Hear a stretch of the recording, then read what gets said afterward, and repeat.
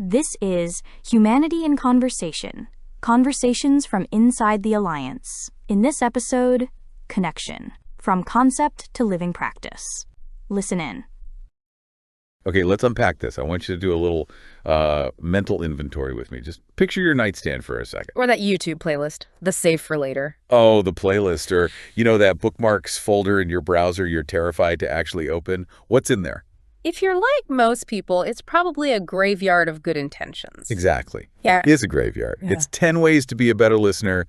The science of empathy. How to master conflict resolution. Right.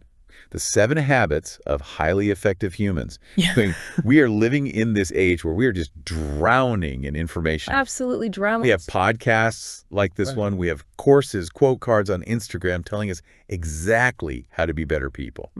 We have never, ever had more data on human connection. And yet, here's the struggle, and I think every single person listening feels this in their bones.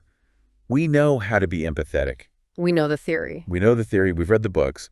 But then, 20 minutes later, you get into an argument with your partner about the dishwasher. Or a colleague sends that one passive-aggressive email. Yeah. And where does all that knowledge go? Poof, gone. Total amnesia. You snap, you withdraw, and do the exact opposite of what you know you should do. Right. So the core question, the thing we are obsessing over today is why? Right. Why is there such a massive gap between knowing and doing? Why does reading a self-help book almost never translate instantly into a better life? It's the million-dollar question. And to answer it, we're doing a deep dive today into the archives of a group called the Creative Humanity Alliance. Which is, I have to say, a really fascinating organization. They are. And their entire philosophy kind of hinges on this one frustrating, beautiful truth that directly answers your question. Okay. They say, human connection is not a concept. It is a practice. Human connection is not a concept. It is a practice. I love that. I love that distinction. And looking at the source material today, we're going to get into why that gap exists and, more importantly, how we close it. We're looking at their foundational texts, including one literally titled that. Human connection is not a concept. And we're going to dig into this pantry of tools they've built. And I think what's so interesting here is the mission behind the Alliance. They are not interested in teaching you more facts. Right. They state pretty clearly in their mission statement that knowledge has, well, no value unless it's applied. The goal isn't to add to your pile of unread books. It's to activate what you already know. Precisely. So let's start with the philosophy then, because there's this really specific, almost painful observation in the source notes that I think sets the stage perfectly. The 6351 observation. Yeah, walk us through that. Right, so this comes from the founder's personal reflection. The note mentions being 63 years old, and of those 63 years, 51 of them. 51 years were spent specifically consuming self-help, spirituality, and personal growth books. 51 years, that's a lifetime. That's half a century of research. It is. Just think about the sheer volume of information consumed in that time. And the big realization that came from that half century of study was this. What was it? You can be the person who knows and doesn't do, or you can be the person who knows and does. And there is a massive fundamental difference between those two people. There's a quote in the text that just hit me so hard. It says, "To know and not to do is not to know." It sounds so simple, but I mean, think about the implications. It's actually a pretty aggressive statement. It is, yeah. It's saying, if you can explain empathy perfectly, you can write a dissertation on it, lecture on it, but when you're under pressure, you snap at someone, do you actually know empathy? Oof. The Alliance would argue, no, you don't. That's tough to hear. It's kind of calling out the armchair expert in all of us. It is, but it's also, I think, liberating. Because it shifts the focus away from the brain and puts it into the body. The source material talks about knowledge in the body. Knowledge in the body. Okay, let's unpack that. Because usually we think of knowledge as something, stored in your brain, like files on a hard drive. Right, but think about it like learning to swim. You can buy every single book on Amazon about hydrodynamics. You can understand buoyancy, drag, lung capacity. You could be an expert. A total expert on the mechanics of the freestyle stroke. But if I push you into the deep end of a pool and you've never actually been in the water, do you know how to swim? No. I'm going to drown while reciting textbook chapters. Exactly. Swimming is knowledge in the body. It's muscle memory. It's your nervous system knowing how to react. And the Alliance argues that kindness, listening, connection, they're all exactly the same. They're physical skills. So you can't learn to play the piano just by reading sheet music. No. You can't learn connection just by reading about it. You've got it. And the trap we all fall into, the reason that nightstand stat gets so high is that reading feels like doing. Yeah. It releases dopamine. We buy the book on patience and we think, okay, I'm a patient person now. But until the pressure hits, until you actually have to practice patience in your body, you haven't learned a thing. The Creative Humanity Alliance exists to solve that specific knowing-doing gap. So how do they do it? I mean, it's easy to say just do it, but if it were that easy, we'd all be perfect. We need some kind of bridge. They have a framework, and this is where we get into the structure of how they view creativity and connection. They call them the 3 creative laws. Okay, lay them on me. But before you do, the text mentions that these aren't like commandments or something. Right, and that's a key phrase they use. They describe them as maps for the muscles. Maps for the muscles. I like that. It's not a belief system you have to sign up for or some dogma you have to memorize. They're just tools. If you are lost in a conflict, these laws are the map to get you back to connection. Okay, so law number 1. Law 1 is all one thing. This is the law of connection. That sounds a little mystical. All one thing. It can sound that way, yeah. But practically, it's an experiment. It's the active practice of imagining everything is already linked. Okay. We are so trained to see the world as separate objects. Me versus you, my team versus your team. Good guys, bad guys. Right. It's a binary world. We live in binaries. Law 1 just asks, what would happen if you operated from the premise that the connection is already there? Instead of trying to build a bridge, you just recognize the bridge that already exists. So it's a shift in perspective. You're just zooming out until the borders start to disappear. Okay, I get that. What about Law 2? This one had an acronym that I think I'm going to tattoo on my forehead. It explains so much. You mean BTSD equals O? Yes, BTSD equals O. This is the law of movement. It's such a powerful formula. It stands for beliefs, thoughts, speech, and deeds. And the idea is that it's a chain reaction, right? Exactly. It's an assembly line. Yeah. Your beliefs, they shape your thoughts. Your thoughts then shape your speech. Your speech shapes your deeds, your actions. And all of that together. It's O. The outcome. This is huge. Can we just run a quick simulation on this? Right. Because I feel like this is where the rubber meets the road. Mm-hmm. Let's say I have a negative outcome. Okay. I'm constantly arguing with a coworker. Okay, so let's trace it back. The outcome is conflict.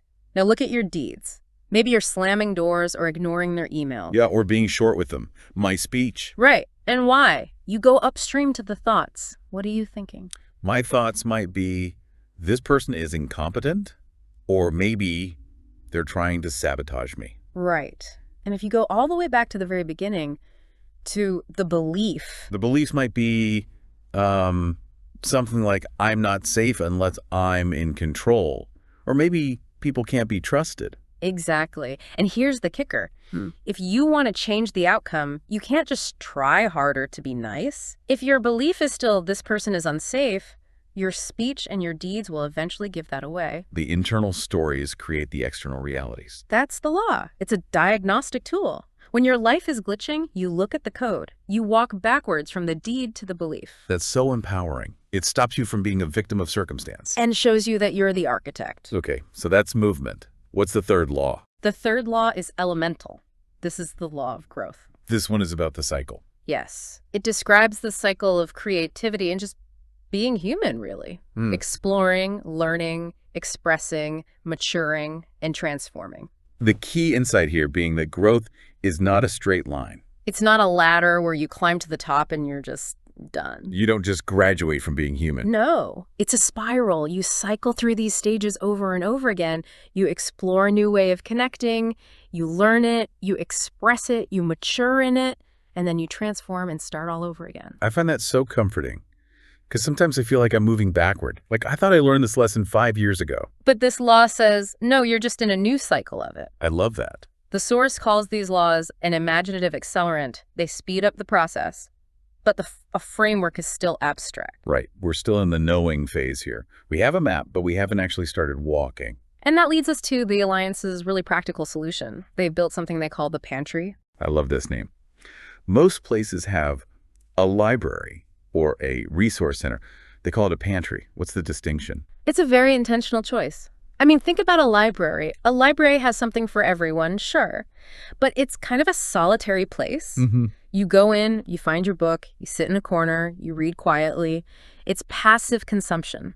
Okay. Now think about a pantry. Why do you go to a pantry? To get ingredients, to cook something. Exactly. You don't go to a pantry to just stare at the cans on the shelf. You go there to grab provisions to make something. And to feed people. Right, to nourish yourself and usually others.